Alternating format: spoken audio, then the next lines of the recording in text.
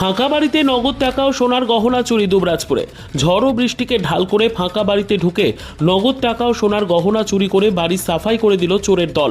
দুবরাজপুর পৌরসভার 1 নম্বর ওয়ার্ডের cinema hall ডাঙ্গালপাড়ায় Raju Das নামে এক ব্যক্তির বাড়িতে গতকাল রাতে দুঃসাহসিক চুরির ঘটনা ঘটে। পরিবার সূত্রে জানা যায়, গত শুক্রবার রাজু দাস তার মেয়ের চিকিৎসার জন্য হায়দ্রাবাদ গিয়েছেন।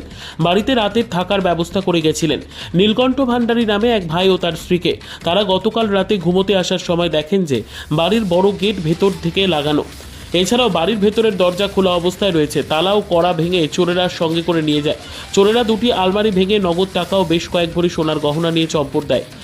প্রায় 26,000 টাকা, দুটি সোনার হার, আংটি, বাউটি, চুড়ি, কানের দুল, দুটি লকেট প্রভৃতি। পাশাপাশি বিছানা ওলটপালট করে ছড়িয়ে ছিটিয়ে রেখেছিল। পাশের ঠাকুর ঘরেও সমস্ত কিছু তছনছ করেছে চোরেরা। বেশ কিছুটা সময় ধরে তারা এই চুরি করেছে বলে মনে করছেন গত কয়েকদিন বাড়ি আগলে রাখা নীলকণ্ঠ ভান্ডারী। ঘটনার খবর পেয়ে আসে দুবরাজপুর থানার পুলিশ। কে বা কারা এই ঘটনার সাথে যুক্ত তার তদন্ত শুরু করেছে দুবরাজপুর থানার পুলিশ।